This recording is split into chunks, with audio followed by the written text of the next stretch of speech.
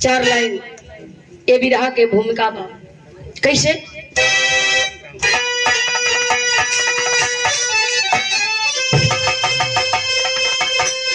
बताया गया।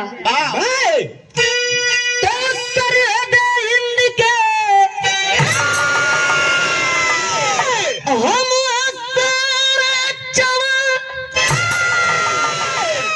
कभी अपनी नजर को उठा करी तो देखो खेलेगी खून से ना जवानी मेरी कातिलाना कदम को बड़ा करी तो देखो जान से भी ये प्यारी है धरती मेरी और इस तिरंगा को मेरे हिला करी तो देखो जिंदा तुझको करूंगा तो साले पंजा से पंजा मिला करी तो देखो।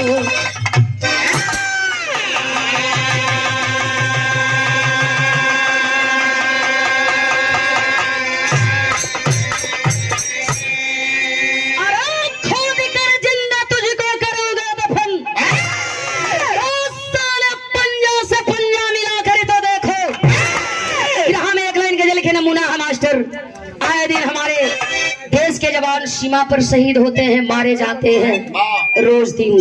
कौनो ना कौनो जिला से कौनो ना कौनो घर का बेटा, कौनो ना कौनो मजदूर किसान का बेटा उस सीमा पर हमरे खातिर आप खातिर शहीद होत हुवन। कैसे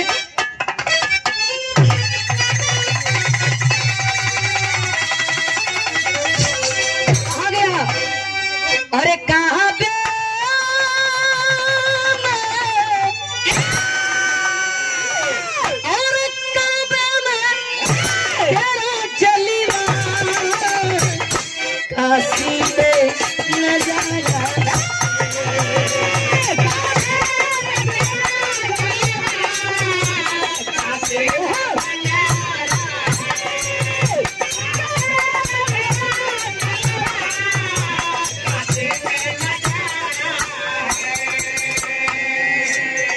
इसलिए कि काशी में भी तू रहता है और काबा में भी तू रहता है।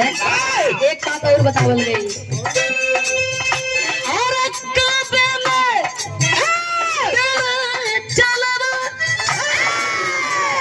काशी में नजारा है, हमें वो भी प्यारा है, हमें वो भी तो प्यारा है।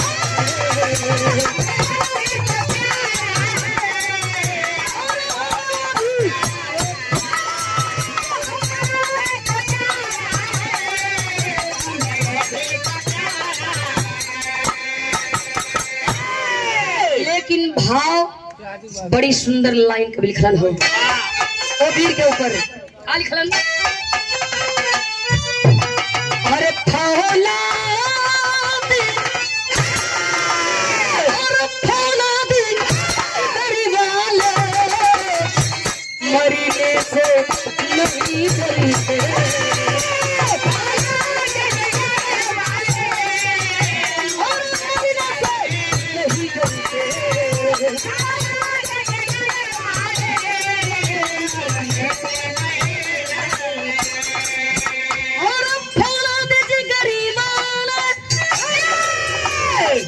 मरीने से नहीं डरते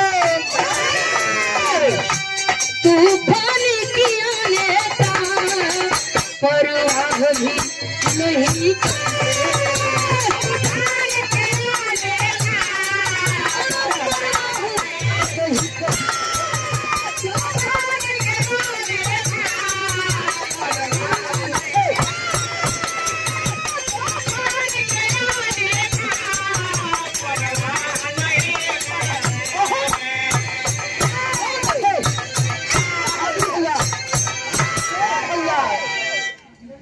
तूफान की आने का भी परवाह नहीं करते।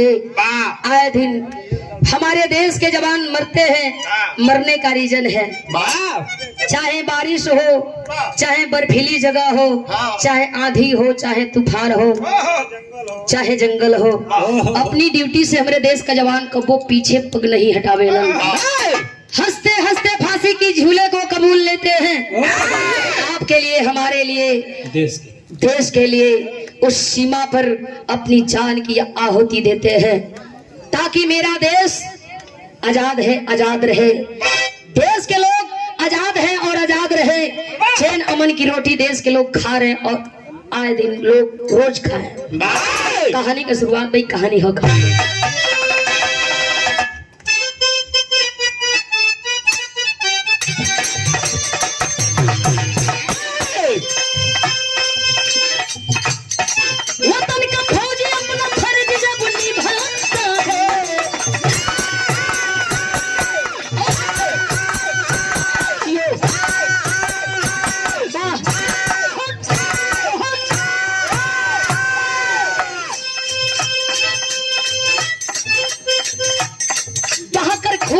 वाली दुल्हन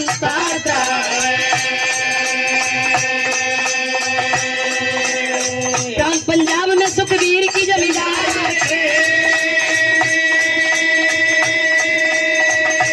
बेटी जिनकी प्राणों से भी प्यारी बीए की छात्रा स्कूल पढ़ा करती थी। जवानी जलवे में उड़ान भरा करती थी।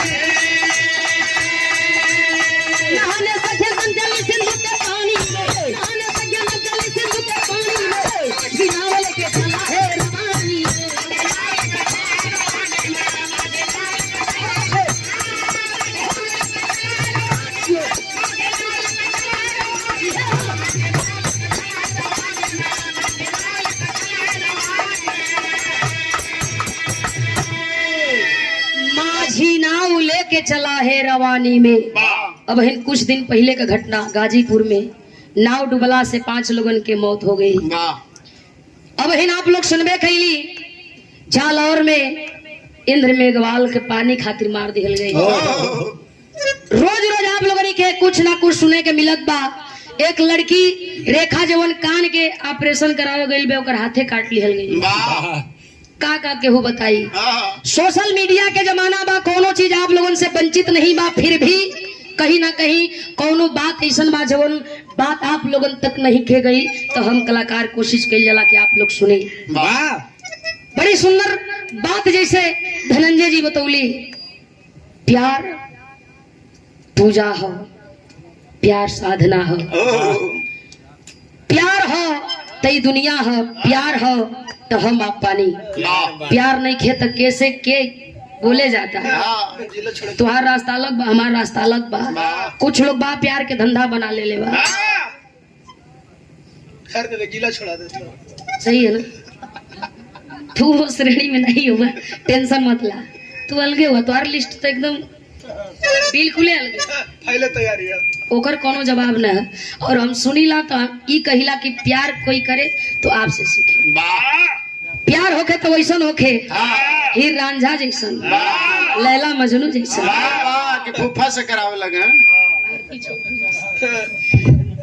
प्यार ही है। प्रांत पंजाब का रहे वाला सुखबीर जमींदार का बेटी, जौना बेटी के नाम सैफला बतावल गई, बीए का छात्रा। एक दिन स्कूलवा से निकलल बे, छुट्टी है, 4 गो सहेलीन के लेला चले के सिंधु नदी में मजा लेवल जाई। लोग कहेला कि मल्ला है अपने नाई पर बैठा के झिझिया खिलावेला। कि झिझिया का है, झिझिया मऊ खेलब। सैफला 4 सहेलीन के लेला वही सिंधु घाटी पहुंचल। जाए के मल्ला के बोलो सुना झिझिया खिलावेला, कल बैठ गई 4 सहेली और एक्स्ट्रा लोग भी बैठ गए, जैसे धनंजय जी के पार्टी। अब हमन जो ने रास्ते से आवत है, वो रास्ते से का जन ई अइला खिदा अइला, लेकिन हमन बड़ा पहुंचत है नहीं जा। ऊ आगी पानी आंधी तूफान बड़ी, अब गाड़िए जाने हमन तो कैंपो रोडवे पर अब वह जाने की ओकर का गति होता है ना दवाई तो जाके सही हुई। पसो पूछात रहला कुछ लोग और बैठ गईलन मल्लाह अपने नैया का डोरी ढील कैलन धीरे धीरे लेके नैया चलल हो नदी के बीचों बीच। आ जब नदी के बीचों बीच लेके चलने लगल झिझिया खेला सबे मजा करत था सबे हंसत था केहू डेरा था केहू चिल्ला था लेकिन मजा आवत था। चरखी रख ले वो बड़की चरखी कुछ मनई फैशन में बैठे लगे एक चक्कर जैसे लेके जाई रोक उठार दे नहीं तो ढका से दी बाकी करब जरूर जो रू कैलस भले के चक्कर चली सब है चिल्लात बा जे के मजा आवत हो मजा लेत हो लेकिन भइल हका गीत लगल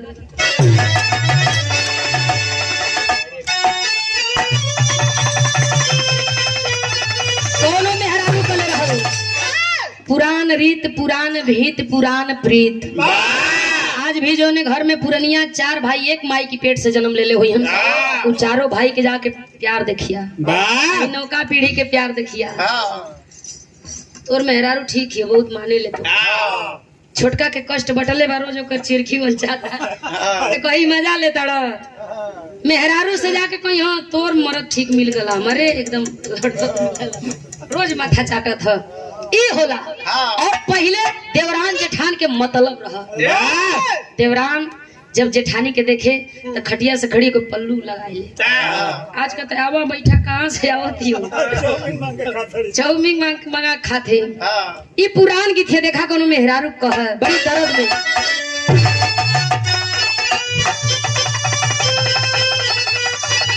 अरे गवन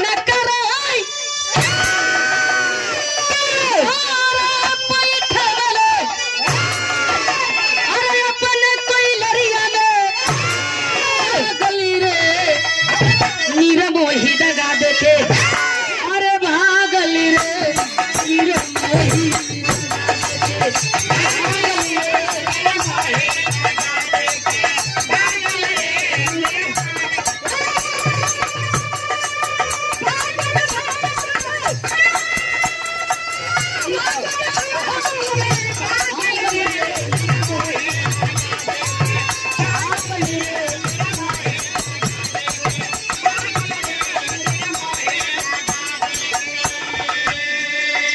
लोग कहलन ज्यादा ना बतियाई एक एक लाइन बिरहा में बताई।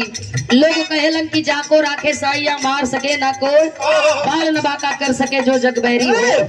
समय होत बलवान पुरुष नहीं होत बलवान। समय अगर बलवान है तो सब सही सही जाई और समय गड़बड़ाई है तो एक को सही ना हुई। बीचों बीच में झिझिया मल्ला खेलावत जरूर बा। आज अचानक कोई समुद्र के कोई नदी के बीचों बीच एक तूफान उठल है और जब नदी के बीचों बीच तूफान उठल है तब मल्लाह अपने नैया के घुमावत है। सोचत बा मल्लाह की किनारे नैया के लगाई सबके उतारी सबका जान बचे लेकिन भइल हका अरे विधि के विधान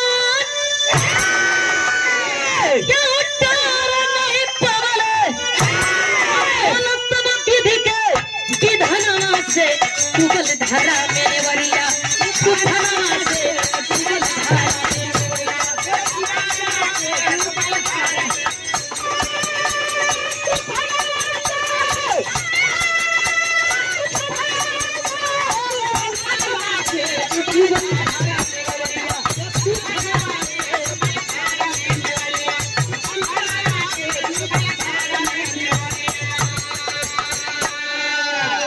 नौका वही पानी में लहर खाए लगल और जब लहर खाए लगल तो मल्लाह के भी बुद्धि हेराए लगल। करी तो का करी कोशिश करत हो कि नैया के किनारे लगाए लेकिन नैया किनारे नहीं पहुंचल। कुछ लोग पवर के पार होखल जात हो कुछ लोग वही में डूबत उतरात हो लेकिन सैफला कैलस का अरे डूबे उतराय कोई धार में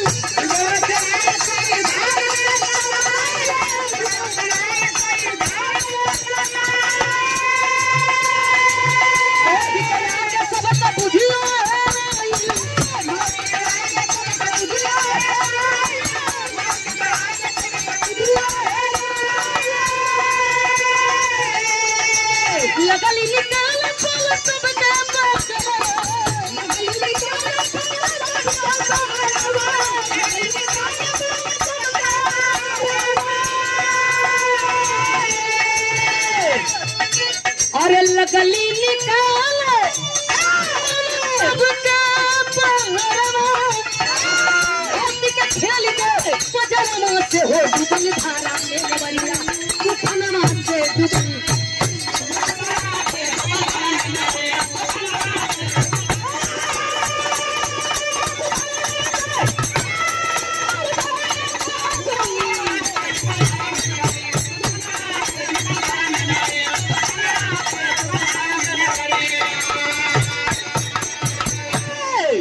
केहू बाचल बा, केहू वही नदी के धार में समा गई बा। ए बाबू सैफला पौरे में बड़ी तेज रहल, जेके देखे देखत बा पकड़ के किनारे लगावत बा।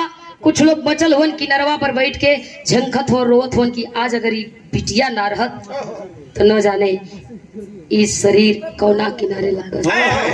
सब तो बैठले बा अपने किस्मत के नसीब के कोसत बा, लेकिन वही माँ एगो मेहरारू बिया बैठ के रोवे लगल।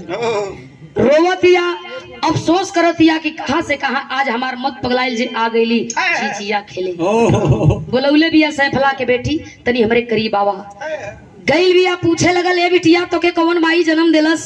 इतनी हिम्मत वाली बेटी सब माई के मिले, इतनी चतुर और चलहाक बेटी हर माई के मिले। कहाँ का रहे वालू बाड़ू बेटी होके तो तहरा जैसन।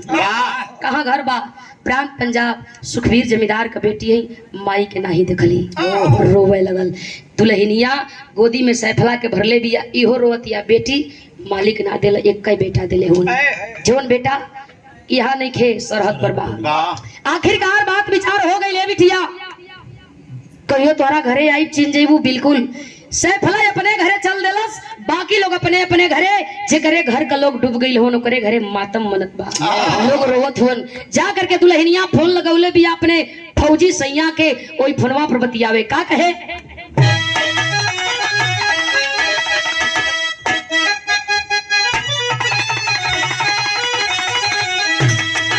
अरे हमारी पैज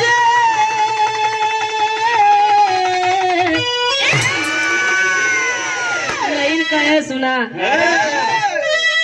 का तार मामी पैरेली हो पैती तैती की पैती तैती हम तो कहीं पैती गुल्ली ना की बनवा दे मास्टर साहब गुल्ली बनवाए तो ठीक रही, सबका नजर वही पे जाइए। लहरिया कहे अरे हमारे पैजे बुरा जाइए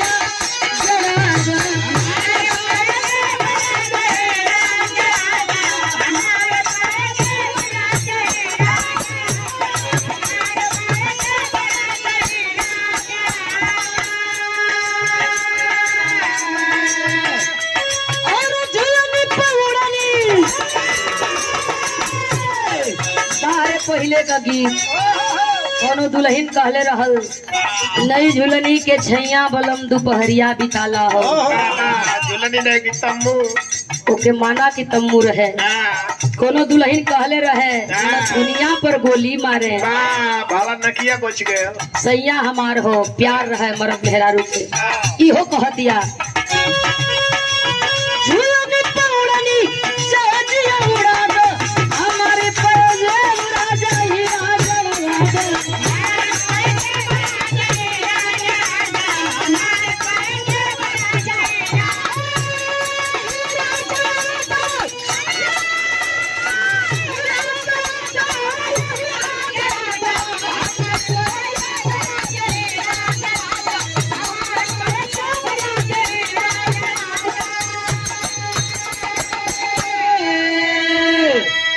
विक्रम सिंह का पत्नी बतियावत बे रोवत बा। काहे रोवत अड़ू, कोनो दिक्कत बा, पैसा के कमी बा। दुल्हनिया कहे ना जी एक खातिर कहाँ रोवत बानी कि पैसा के कमी बा, बल्कि एक खातिर रोवत आनी कि आज एगो बेटी नहीं रहत तो हमार जिंदगी जोन हो न जाने कौने किनारे लागत। कर्नल साहब पूछा ताड़न, विक्रम सिंह पूछा ताड़न कैसन का बुझौनी बुझावत तारू। दुल्हनिया कहतिया गईली झिझिया खेले लेकिन किस्मत खराब रहल, नाई डूबल लेकिन एक बेटी हमके बचा लेलस जवन आज हम जिंदा बानी। कर्नल साहब सोचा तारन, दुल्हनिया रो के कहतिया अरे बतावे गोरी रोई रोई पिया से पानिया, बतावे गोरी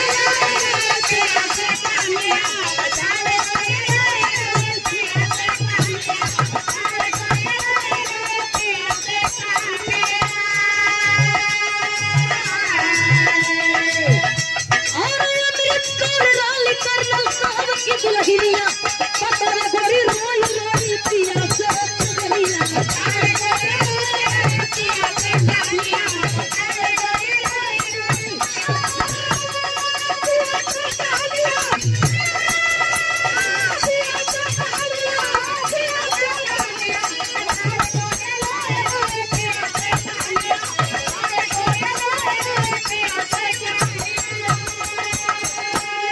अरे मोती के सगरों से बच के आ गई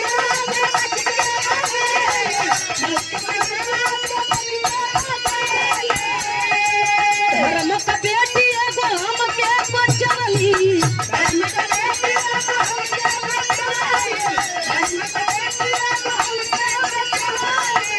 और चल दिया घर पिया मान के बचलिया हो पता गोरी रोई रोई पिया से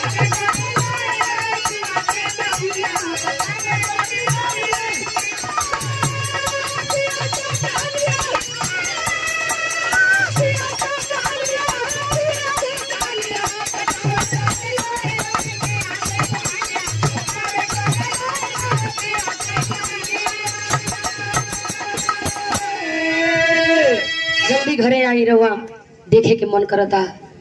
विक्रम सिंह छुट्टी लिखवलो हमार पत्नी आज है दुनिया में बा ते एगो धर्म के बेटी के कारण वो बेटी से मिलल जरूरी बा। छुट्टी मिलल ह विक्रम सिंह घरे अइलन दुल्हनिया से पूछा तड़न सारी घटना के बतौलस ले करके वह कर्नल साहब अपने पत्नी अमृता कौर के पहुंचल होन वही सैफला बेटी के घरे। सुखवीर जमींदार देखलन घबरा गइलन जकरे घरे कब्बो वर्दी वाले नहीं जैतन अगर गलती से केहू का नाम पूछे खातिर चल जाए तो कुछ मनई घबरा जालन मेहरारू लगिया खिड़की दरवाजे से ताके कैसन पुलिस। सुखवीर जमींदार अइलन हाँ साहब कोनो गलती हमार बेटी का दिलस का कैसन हमारा बिटिया के पूछा तनी घरवा में गईला ये बेटी एगो वर्दी वाला साहब आइल बड़न तोहरे नाम ले तड़न तोही के पूछा तड़न कोनो गलती कैले बाड़ू का सैफला घरवा में से निकलल बिया कैसन गलती हो का गलती कौन गलती के हाँ आइल घरवा में से अमृता कौर के देखले भी अरे तू तो हमार धर्म के माई बाड़ू न नदी में बचौले रही हाँ खटिया बिछौले बिया पानी देलस साहब भी बैठ गइलन देखो तड़न बिटिया के जज्बा अरे वाह बड़ा चलाक बाड़ू तोहार जज्बा देख के हमके कुछ कहे के मन करता कोनो तुहार इच्छा होखे कोनो सपना होखे सैफला हंसे लगल का मजा लेत हुआ का मजाक करत हुआ जवन चाहता नहीं करबा। विक्रम सिंह कर्नल साहब हंसे लगला बोल बेटी तोहे का चाही पकल्ला सिए बिरलवा कहे ऐसन बिरला हमके मिली का आई वर्दिया जवन पहले वो ऐसन वर्दी मिली का कर्नल साहब हंसत हुन ताकत में वर्दी चाही सैफला कहे जरूर मिली तो नहीं तो नहीं करब पूछे लगला करबू का अपन हार्दिक इच्छा बतावेगी तो बदल गई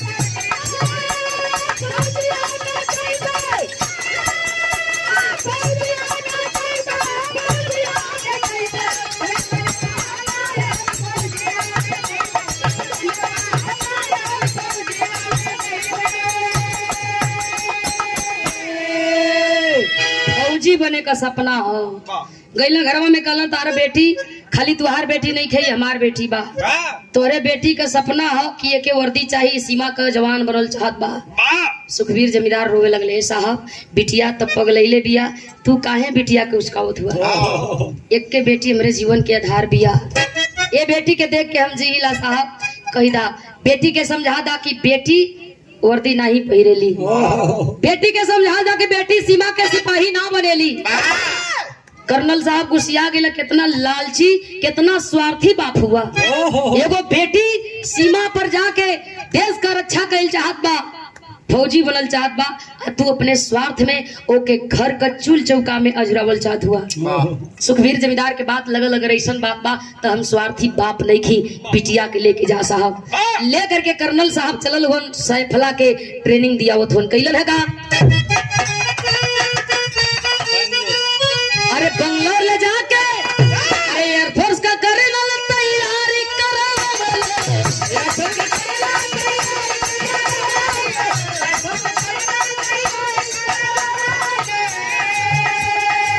बंगलोर ले जाके परीक्षा दिया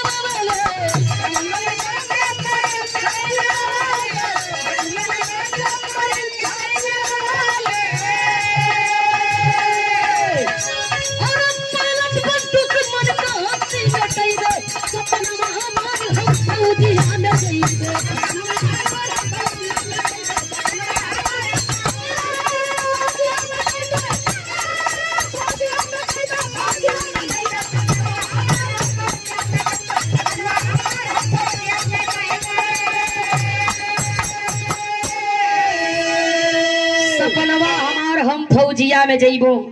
ट्रेनिंग पास कैले बिया, ट्रेनिंग पास के बाद छुट्टी मिलेला। घरे आई बिया, बाबू के सामने जब खड़ी भई, बाबू बेटी के तेरी शरीर पर वर्दी देखलन है, रोवा तड़न। आखिर अपने वाली कैलू, बेटी समझावे काहे टेंशन लेत हुआ, समय से खा लिहल करिया, समय से पी लिहल करिया, अपन देख रेख करिया, टेंशन मत ला। तुहार रक्षा जरूर करब, लेकिन साथे साथे हमारी सपना बा कि पूरा देश का अपने हिंदुस्तान का रक्षा करी। आखिरकार 1 महीना के छुट्टी बिटिया के घर पर बीतल है, अपन तैयारी बनौले बिया। बिटिया बाबू से विदा लेत बा, अब हमके चले दा, हमके ड्यूटी करे के हुई। बिटिया के विदा करत हो सुखवीर जमींदार, जा बेटी ईमानदारी से ड्यूटी करिया, पीठ पीछे कबो गोली मत खइया, पीठ देखा के कबो समर से भगिया, दुश्मन मिल जाई छाती पर दाल दर के यहाँ कहे कि सुखवीर जमींदार का बेटी है। आखिरकार बिटिया के समझा के बाबू भेजलन, बिटिया चलल बिया। धर्म कमाई बाबू से भी मुलाकात कैले बिया। जाते जाते धर्म कमाई बाबू विक्रम सिंह और अमृता कौर, ए बेटी तुहार सपनवा पूरा कर देली जाए, एगो हमान का वचन रखबू का। पूछे लगल सैफला कैसन। विक्रम सिंह सैफला से कहे लगलन, वादा करा तो के वर्दी दिया देली, हमरे घर का सम्मान बनबू, हमरे घर का बहू बनबू। धर्म का बेटी के साथ साथ हम चाहता नहीं कि तू हमरे घर का सम्मान बना, हम चाहते कि तू हमरे घर का बहू बना। और सैफला अमृत कौर और विक्रम सिंह के वादा करत बा, ठीक बा ईमानदारी से ड्यूटी करब, छुट्टी पाई भी आई तोरे बेटवा से बियाह करब, तोरे घर का बहू बनब। वचन दे के चलल, ये लगल ड्यूटी करे, विराम भाव लगल।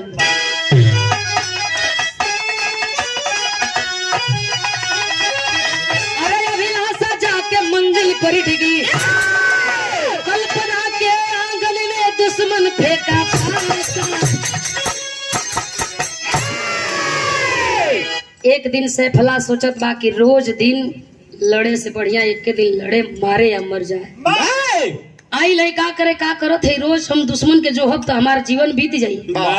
दुश्मन नहीं मिली है, दुश्मन के खोज के मारे के हुई। कैले की मनवा में सोचत बा, कैले का बा हर मंजिल हर काम वतन है, हर मंजिल हर काम वतन है, मेहनत करने वालों का जीवन उनका डूब जाता है, स्वार्थ में जीने वालों का। इतना एगो स्वार्थ हो गई, ड्यूटी पर खड़ा बानी, पेमेंट उतारा तानी, घरे भेजा तानी, भले 10 रुपया। ई जीवन ना चाहिए, जिंदगी ना चाहिए। मारा बिया मरब, एक दिन तैयारी बना के उड़ान भर ले बिया।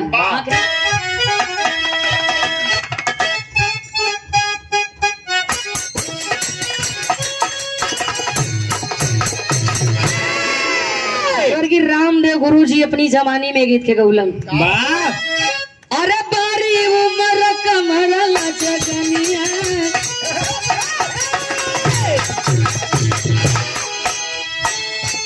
अरे बारी उमर कमरल जगनिया, तारी उमर कमरल जगनिया, बढ़िया खींचे नी हुई पनिया, बढ़ के झूले झूले।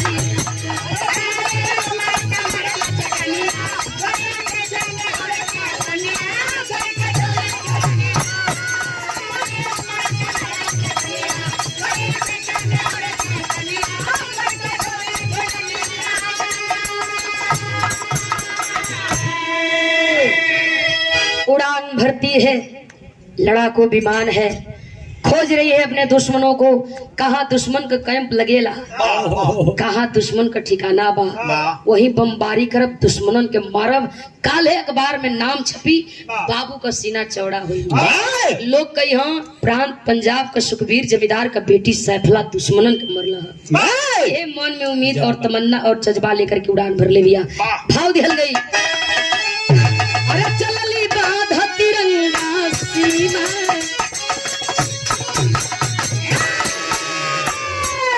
चलली बाध तिरंगा सीमा, नीला हो चवनिया अपने दिल के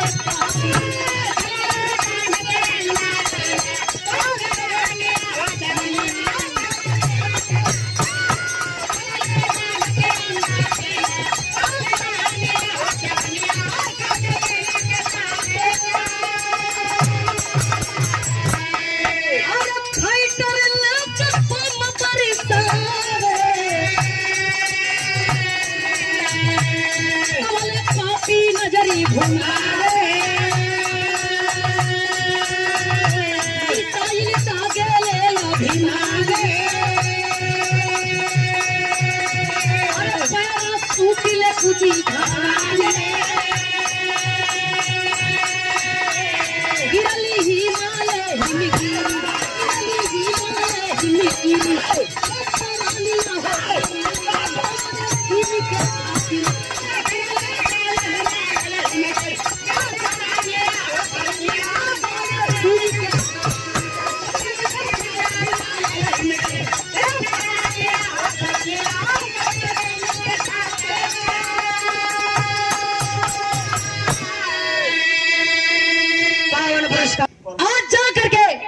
हिमालय के गोद में वह सैफला गिरल बिया।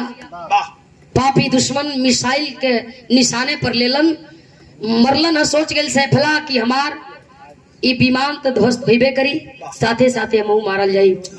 पैरासूट का सहारा लेलस, पैरासूट के सहारे आके गिरल हुई हिमालय के गोद में। हिंदुस्तानी फौजी के खेमा है, दौड़ के हथियार तलन, कोई आतंकवादी है, कोई दुश्मन है। गिरल बा, घाव तो लगल बा, चोट लगल बा, लेकिन हाथ उठा के सिलेंडर बोलत बा। सारे फौजी इशारा कर रहे हैं, गोली कोई नहीं चलाया गया, हिंदुस्तानी फौजी है या पाकिस्तान का भी हमारा दुश्मन है, तो यह हमको कुछ बताना चाहता है, इसलिए अपने आप को ये हमारे नाम करना चाहता है। सिलेंडर बोल रहा है, कोई गोली नहीं। धीरे धीरे फौजी करीब गईलन ह, जा करके देखत हुन बेहोश सैफला के पानी का छिट्टा मरलन। जब सैफला होश में आइल बा, पूछल गई, सैफला बतावत बा हिंदुस्तानी है, दुश्मन के मारे के चक्कर में यहाँ गिर गईली। हिंदुस्तानी फौजी उठा के सैफला के आर्मी हॉस्पिटल में डालल चाहत हुन, सैफला की जान बच जाए, बेहोश हो गई। गोदिया में एगो फौजी उठौला है, कुछ दूर लेके जाए चाहत बा, एक पर्स गिरल है जमीन पर, सैफला के लेटौला, पर्सवा उठाई के खोल देला। पर्स में 3 फोटो, विक्रम सिंह, अमृता कौर और सुखबीर जमींदार। पुनः पानी का छीटा मरल, होश में सैफला फोटो देखाओ, ई के ह। सैफला रोवे लगल, का बताई की के ह। हई हमर बाबू हवन, माई के नहीं देखली, आई हमर धर्म का माई बाबू, जेकरे वजह से वर्दी मिलल। वचन देले रही धर्म के माई बाबू के, एक के बेटा बियाह करब, उनके बेटा से उनके घरवा के सम्मान बनब, दुल्हन बनब, लेकिन लगत ह कि ई वादा झूठा निकली। विक्रम साहब के वादा जो हम ककेली वादा झूठा निकली। साहब लगत है कि हमार प्राण नहीं बची, उनके घर का दुल्हन ना बनब, सम्मान ना बनब। पलटत हुआ एगो पल्ला और तोले एगो और छोटा सा फोटो निकलन कलन, ई रोवे लगल। ए साहब का पूछा तड़ा, ये तो उहे हुन जैसे हमार उ लोग बियाह तय कैले है, केवल वही लोगन के पता है, न उनके पता है न बाकी लोगन के पता है। बस यह बात रहल कि जब हम छुट्टी से लौटब सबके बतावल जाई, आ धूमधाम से बियाह हुई। लेकिन उनके ना ही देख पौली, लगत है कि अब देख भी ना पाई, ये दुनिया छूट जाई। फौजी जब अपन मुखौटा हटौला है तो कबो फोटो की ओर ताके, कबो फौजी की ओर ताके, रोवे लगल। रो के एगो आखिरी बात वो फौजी से कहे,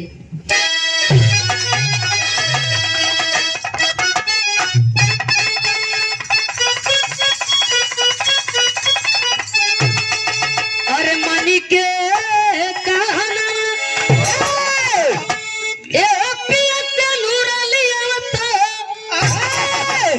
आमा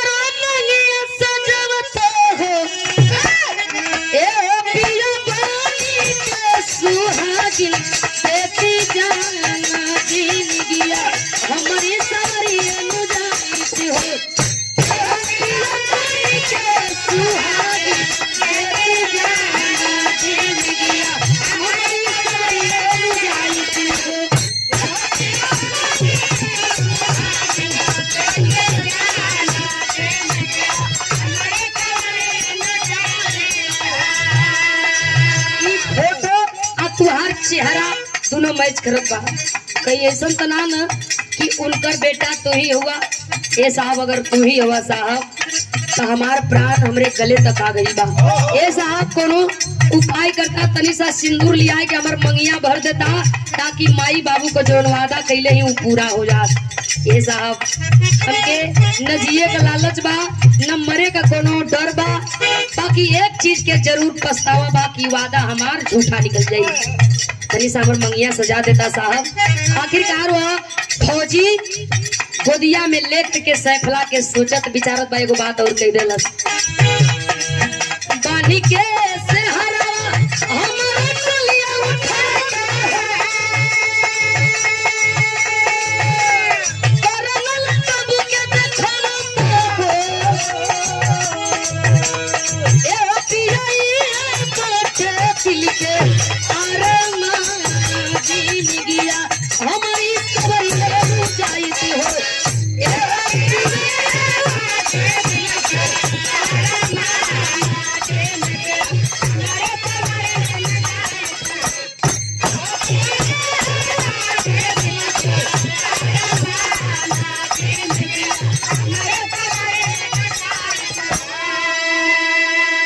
कहते कहते वह सैफला पुनः उस फौजी की गोद में बेहोश हो गई। फौजी उठा करके लेकर के चला है एक अस्थाई जगह पर सैफला के लेटा देलस।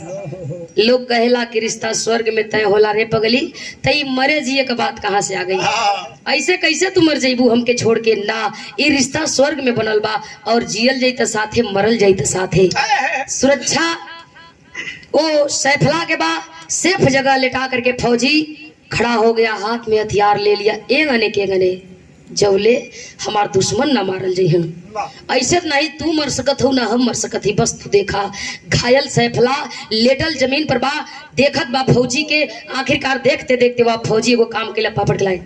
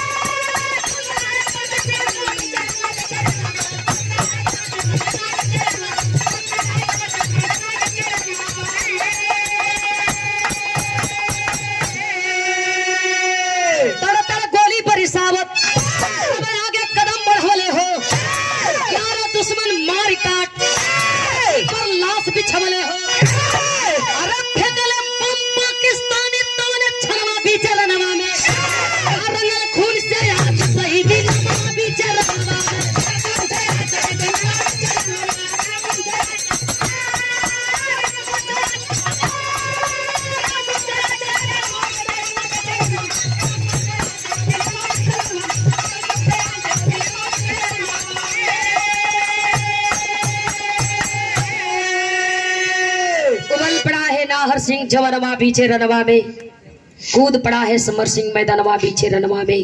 हाथ में हथियार लिया, तड़तड़ तड़तड़ गोली बरसावत आगे बढ़े लगल। प्रमाण मिलता है 11 दुश्मन को मार काट धरती पर गिरा दिया।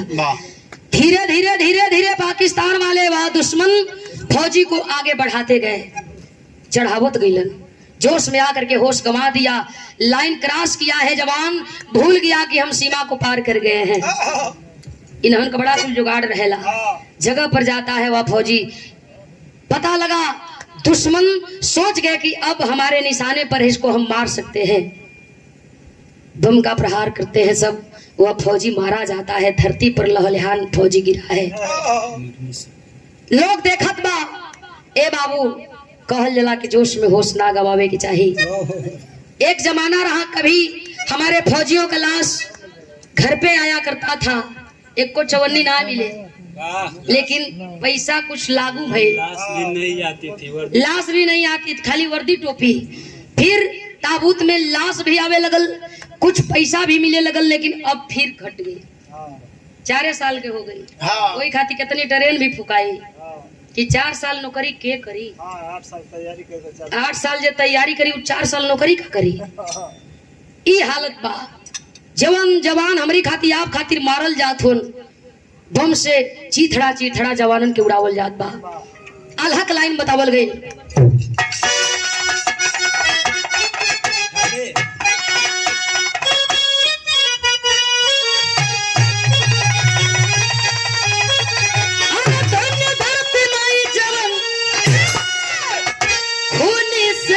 सिंचैली अरे ओकर इतिहास आज कोरा गुड़ा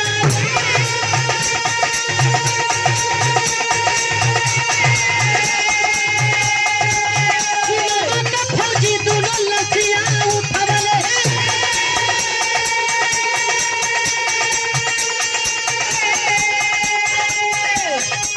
खुनवा से मंगिया के देखे चाचा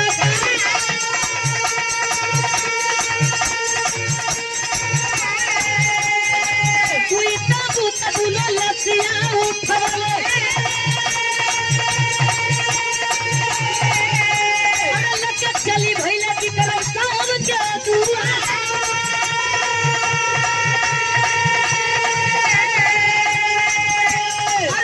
चली भैला की तरफ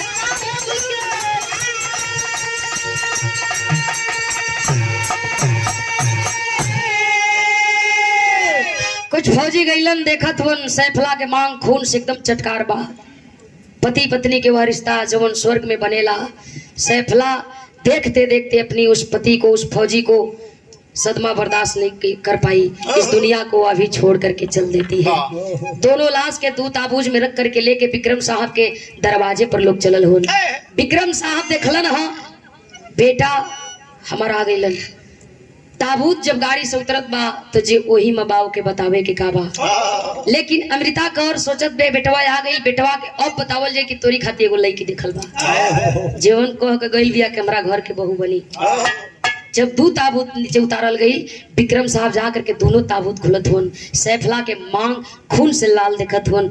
सोचत हुन बेटी अपन वादा पूरा क के त गई लेकिन बेटा धोखा दे के गई। हमार बेटा हमके धोखा दे देलस। बेटी अपने वादा से नाही मुकरल लेकिन हमार बेटा मुकर गई। बैठ के ताबूत के बगल में रोवे लगल। ई का कइला एगो बेटी जवन धर्म के बेटी रहल वो हमार दिहल वचन के पालन कैला और दिहल वचन के पूरा करके गई। आ तू हमके कुछ ना बता के गईला। बैठ के रोवत हो रो करके सवाल करत हो मरल बेटवा से शहीद बेटवा से कुल कैला ठीक कैला लेकिन एगो बात हमके खाली बता देले होता कि हम केंगा जी के करे सहारे आ केंगने रो रो के पूछत हो का आखिरी भाव में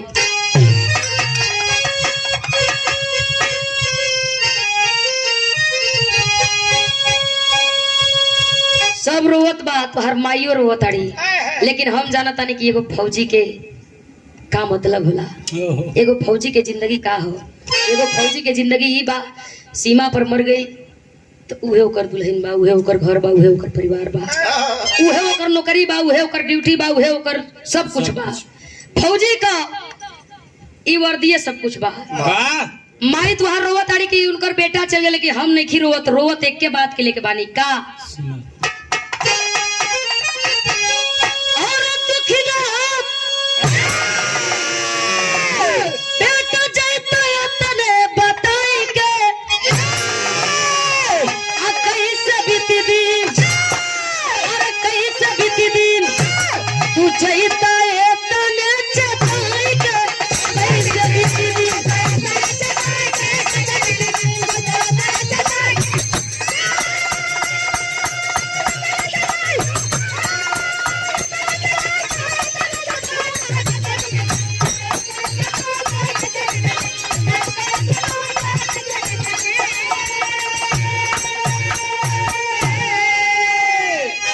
लोग कहावत कहलन कि बूढ़ बाप के अर्थी जब जवान बेटा के कंधा पर होला तो लोग कहला कि बेटा के हाथ से बाप तर गईलन।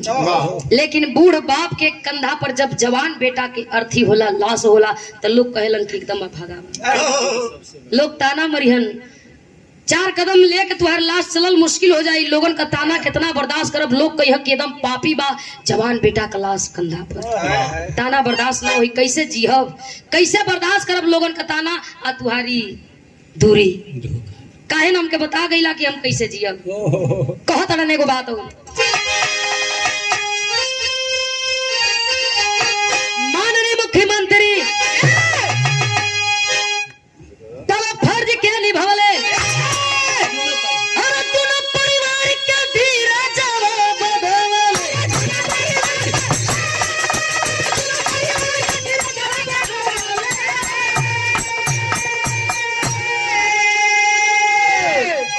नदी के घाटे बेटा के चिता सजल है, बेटा के विदाई करत हुन सलूट करके, सलामी दागत हुन। फौजी का जिंदगी बस इतने बा कि शहीद भइला के बाद पत्थरे में नाम लिखा गए, मूर्त लग जाए, पत्थरे का मूर्ति लग गई। कुछ लोग ओहू जा तड़न तो कोरोना के डर से फूलो माला नहीं का चढ़ाव। एक फौजी के हम आप याद करत रही कब, 15 अगस्त और 26 जनवरी के दिन। एक शहीद जवान को हम इसी 2 दिन के दिन याद करते हैं कि चलल जाई श्रद्धा का सुमन अर्पित कल जाई, लेकिन इहो छिना गई, कोरोना पकड़ ली जाई हम। हाँ, दूरी बना के लेकिन एक घड़ी तनी ठीक रहा, एक घड़ी सही रहा। 2 साल एकदम चौपट रहा, 1 साल सही रहा। बतावल गई माननीय मुख्यमंत्री फर्ज के निभावले, परिवार के धीरे जवाब देवले।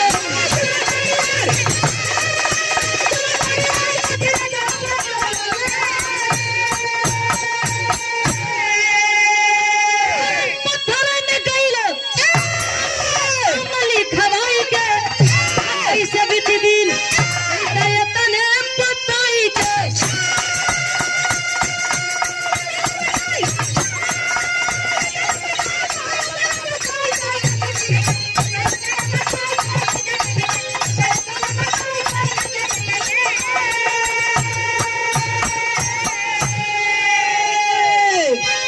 ये हमारे देश के फौजिन के कहानी बा। 15 अगस्त 26 जनवरी के दिन हम याद करते हैं।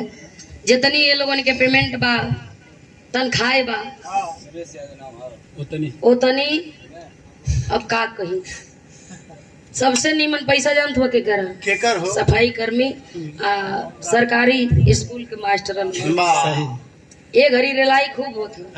कितनी मैडम लोगन के तो अपन गाँव है पता नहीं के कि हम कौना गाँव से ही। अब क्या कर रही है? खिचड़ी वहाँ बनत है, क्या करत थी? लइकनों के ना पता है। अच्छा, लइका से पूछा केमा पड़त हो तो कुछ क्या करो? अच्छा, लइका नहीं खस जान पावत कि हम कौना क्लास में। हमारी विद्यालय का कहना वाह, ओ लोगन को पेमेंट अगर जांचे लगा तो माथा ठनक जाई। बाप रे बाप, कहल गई